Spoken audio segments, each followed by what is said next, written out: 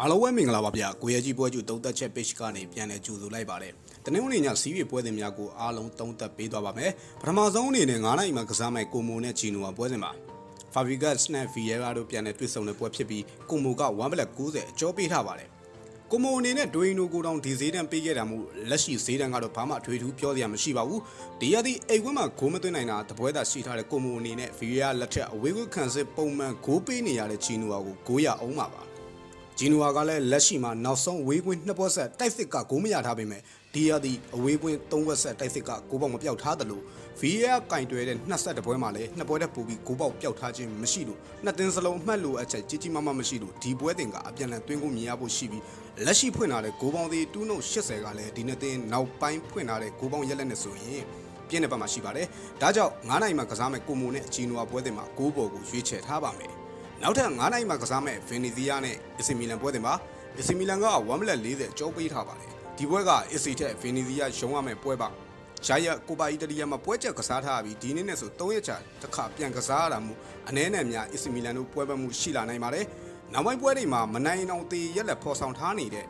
ဗင်နီဇီယာကိုအီစီတို့ခက်ခက်ရင်ဆိုင်ရဖို့ရှိပြီးလက်ရှိမှာဗင်နီဇီယာနောက်ဆုံး10ပွဲမှာကတ်ရှုံးတစ်ပွဲသာရှိပြီးလာဇီယိုအတလန်တာနာပိုလီတို့ကိုမရှုံးထားသလိုဒီယာဒီအိမ်ကွင်းမှာ2ဂိုးပြတ်ရှုံးခဲ့တာကလည်းတစ်ပွဲသာရှိထားတာမို့40ရှင်းပြီးဗင်နီဇီယာကိုယူထားသင့်ပါတယ်ခုနိုင်ခွဲမှာကစားမဲ့ဖရွန်တီနာအမ်ဘိုလီပွဲတင်မှာအမ်ဘိုလီကတန်းစစ်စုံကရုပ်ထွက်ဖို့ပြင်ဆင်နေပေမဲ့ခြေစွမ်းနဲ့ကြီးကမလိုက်နိုင်ဘူးဖြစ်နေတယ်လက်ရှိမှာလည်းဒဏ်ရာပြဿနာတွေပွဲပယ်တွေနဲ့ရင်ဆိုင်နေရပါတယ်ဖရွန်တီနာကဒီပွဲပြီးပတ်တက်နဲ့ရင်ဆိုင်ရမယ့်အနေအထားမှာကစားသမားအပြောင်းလဲပြုလုပ်လာနိုင်ပေမဲ့ဥရောပဝင်ခွင့်အတွက်ကယ်ဂရီယာနဲ့ပွဲကတော့အောက်ဆိုက်ကစားသွားတာကိုမြင်ရပါတယ်ဖရွန်တီနာအိမ်ကွင်းနောက်ဆုံး10ပွဲမှာလည်းကိုမိုကိုသာရှုံးထားပြီး3ဝက်တည်း6ပွဲနိုင်တဲ့ခြေစွမ်းကအမ်ဘိုလီကိုတေးရဖို့မခက်ပါဘူးအမ်ဘိုလီနဲ့တွေ့ဆုံတဲ့နောက်ဆုံး9ပွဲဆက်ကြေးကြထားတဲ့ဖရွန်တီနာတို့ဒီပွဲပြန်အောင်ဖို့တေးကြပါတယ်ဖရွန်တီနာပေါ်ဒီပါလက်ရှိဖရွန်တီနာရဲ့ကစားအားကလည်းအမ်ဘိုလီကိုအနည်းဆုံးတကိုးနဲ့နိုင်ဖို့မခက်ပါဘူးဗျနောက်ထပ်တပွဲအနေနဲ့အင်တာနက်ရူးမာပွဲတွေမှာဒီညအတွက်အကောင်းဆုံးပွဲဖြစ်တယ်လို့အမားခံလို့မရတဲ့နှစ်သင်းတွေ့ဆုံတဲ့ပွဲပါအားပေးလို့ကောင်းပေမဲ့လောင်းဘိုးကတော့ဘေးမက်တွေကဖိုက်တာတွေအတွက်ကတော့အနေအများတဲ့အနေထားပါအင်တာအတွက်အဆုံးဖြတ်လောက်ရမယ့်ပွဲပါချန်ပီယံလိန်းနဲ့အမှတ်ပေးကြမှာဗျာများနေတယ်လို့ဘာစီလိုနာနဲ့ကစားမယ့်ပွဲရှိနေတာမို့အင်တာမီလန်ကိုအားပေးရင်တော့တေချာပေါက်အခက်တွေ့နိုင်ပါတယ်နောက်ထပ်တပွဲအနေနဲ့ဂျူပီတာနဲ့မွန်ဇာပါဒီပွဲကတော့ဂျူပီတာဘယ်နှကိုသွင်းမလဲပဲမူတည်ပါတယ်စီးရီကြေးလိုက်ရတာခက်တဲ့အထက်မှာဂျူပီတာလည်းပါပါတယ်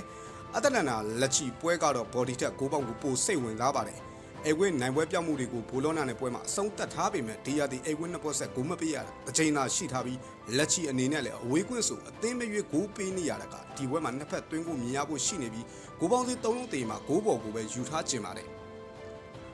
နောက်ဆုံးတစ်ပွဲအနေနဲ့နာပိုလီနဲ့တိုရီနိုပွဲကတော့နာပိုလီအနိုင်ကစားမှာဖြစ်ပေမဲ့လက်ရှိ1.50မှာတော့ဂိုးပြတ်ဖို့တော့ခက်ခဲလာနိုင်ပါတယ်တိုရီနိုခံစစ်ကြောင့်ဂိုးအောက်ကိုပဲအားပေးထားခြင်းပြီးနာပိုလီရဲ့အိမ်ဝင်းနောက်ဆုံး3ပွဲဆက်2.5 အထက်ဖြစ်ထားမှုကလည်းရက်တဖို့သိပါပြီဂိုးအောက်ကိုရွေးချယ်ထားတာစိတ်ချမ်းသာမယ်လို့ထင်ပါတယ်ယနေ့ညစီးရီးတွေကကိုမိုဂိုးပေါ်ဗင်နီဇီယာဘော်ဒီဖရွန်တီနာဘော်ဒီနဲ့အတလန်နာဂိုးပေါ်နာပိုလီဂိုးအောက်တို့ကိုအကြိုက်တွေ့ပြီးဒီထဲကမှအကြိုက်ဆုံး3ကွက်ကတော့ကိုမိုဂိုးပေါ်ဗင်နီဇီယာဖရွန်တီနာတို့ပဲဖြစ်ပါတယ်ဗျဗီဒီယိုလေးကိုအစဆုံးနားဆင်ပေးတဲ့ညီကိုတယောက်စီတိုင်းအထူးပင်ကျေးဇူးတင်ရှိပါတယ်